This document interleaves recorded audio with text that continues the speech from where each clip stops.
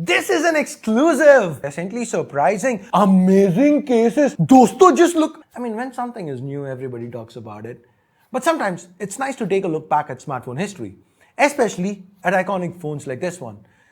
This was basically a turning point of Samsung's S series. So today, let's take a look at the Galaxy S4.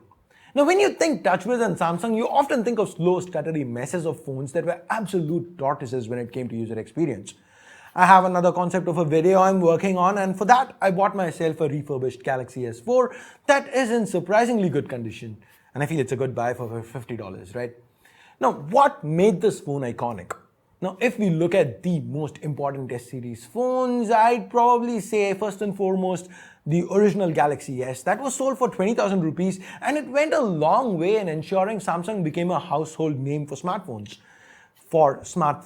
Because it's not like Samsung wasn't a household name before that, but before that, when you had a Samsung phone, it was more like, hey, you have a phone from that brand that, I have a fridge of. That kind of mentality. It was more household than anything else. But with the Galaxy S, Samsung turned a corner, a serious Android manufacturer. They did get their screwing over HTC, but then that's a story for a different day. Now, the S2 and S3, they were pretty decent refreshes, pleasantly surprising, maybe. But the S4 was the most iconic, in my humble opinion. These days, if you see Samsung's launches, they're good, they're excellent even, but they're trying to be more Apple-esque, right? They're trying to pleasantly surprise. They don't brag about numbers as much. They feel they don't need to because they are top dog in Android. They don't need to be top dog with every spec. But back in 2013, things were different. Samsung was at the cusp of something big and they were looking to top every single spec possible. And at that point, the Galaxy S4, it was so far ahead of the competition that there was nothing to be pleasantly surprised about. Okay, you know what? I'm sorry about that. Anyways, coming back, the two top competitors for the Galaxy S4 were HTC's One M7 and Sony's Xperia Z. Well, Sony did manage to get a head start by launching a little early. That meant Sony had to go with an older processor in the form of the Snapdragon S4 Pro. And the display on the Xperia Z, the less we talk about it, the better. I'm kind of getting depressed thinking about it. Now, when I got my phone, I was so sure the display had an issue. I couldn't believe it was a Sony panel, the Sony that we talked up for TVs, Sony with triluminous and whatever it is they were talking about. It had such bad contrast, so bad that the blacks, they seemed gray. Simply put, it sucked. On the other hand, Samsung had such a splendid Full HD Super AMOLED panel, 441 pixels per inch. The pleasantly surprising, last time I'm saying pleasantly surprising, I'm sorry. The pleasantly surprising M42 today, 7 entire years later, or you could say 8, it has 266. Just saying. Now, the highlight of this panel was that Samsung had managed to fit it into such a tiny little frame. This phone, exact same height as its predecessor, marginally narrower, much slimmer. It was also lighter, but had a 25% higher capacity battery and a 0.2-inch larger, higher resolution display. Think about that for a minute. No fudging of aspect ratios or anything, just pure amazing engineering. Hats off to Samsung. Now, if you thought this came at a cost of specs, think again. Because this had the fastest processor at the moment, the Snapdragon 600. Even HTC had the same processor on the One M7, but Samsung had a faster version. Now, this was before Qualcomm realized they could plaster a plus at the end of the name so that if the chip was a little faster, and then they can market the crap out of it. So it was common at this point to have the same name for processors with different clock speeds. Of course, it's a Samsung flagship, so there was an Exynos option too. And this was one of the first octa-cores, the Exynos 5410 Octa. It did have fair share of issues. This was when the entire Exynos heats up thing started. But obviously, Samsung had the intent here to go all guns blazing. The killer instinct, that was there with the Galaxy S4. In fact, the S4 epitomized that. With the Galaxy S21, a phone that launched 8 years later with a launch price that was more than 2x of what this launched at, Samsung's gone back to Full HD. The pixel density is 421 pixels per inch this year compared to 441 on the S4. Now, that is how far ahead of the pack Samsung was back then. The build, yes, it is plastic, but they made up for it quite cleverly.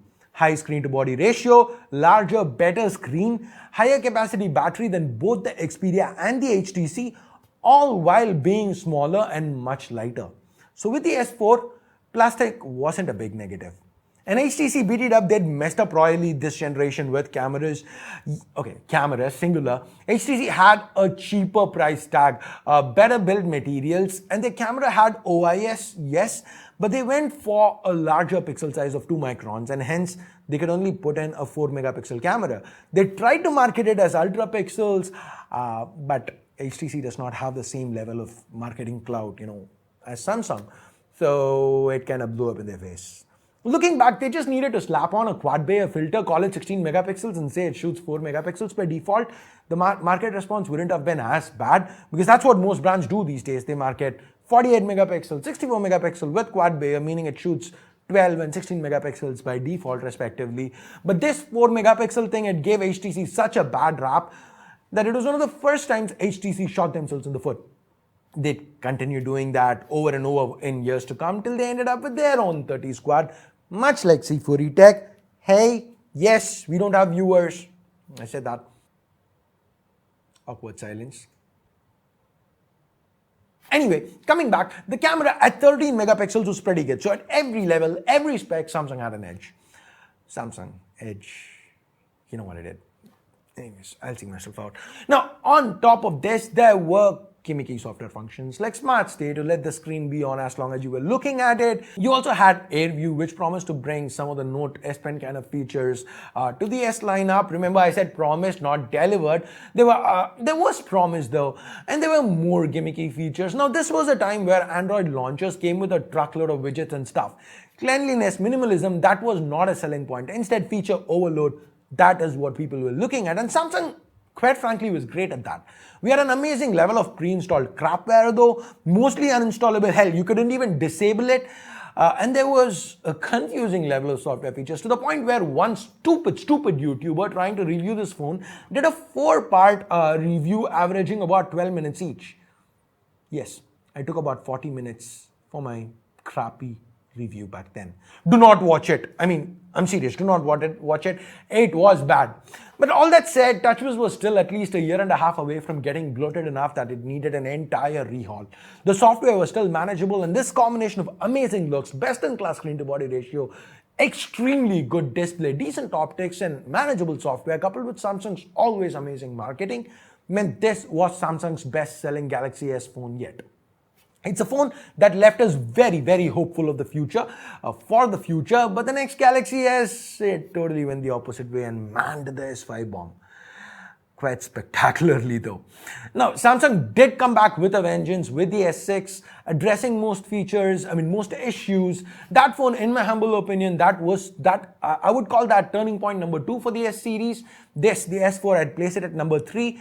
In fact, the S4, barring the regular overheating complaints for Exynos and the TouchWiz issues, it was met with almost unanimous positivity. Something you couldn't say of the S6 because of Samsung's controversial decision to omit microSD on that. They had to backtrack on it later with the S7. Anyways, guys, that's pretty much it for your history lesson today. I honestly am very tired of talking about new phones competing for search with pleasantly surprising paid shills, car salesmen, and 30 different others. I want to do something different, even though most of my references, if a lot of people don't catch it, I'm fine with it. I just want to go watch my own videos and feel, hey, I did a good job. And that is what I'm trying to do. I'm trying to make content that I would personally like to watch. So if you guys kind of like it, I have quite a few unique video ideas I'll be implementing. If you're happy to see some kind of different content like this, then please do leave a comment, a nice word. It will go a long way in encouraging me to continue to work on unique content like this. Anyways, guys, thanks for sparing 10 minutes of your time today. Till next time, my name's Ash. You're watching C4E Tech, and I'm signing off for now. You guys have a great day. Bye-bye.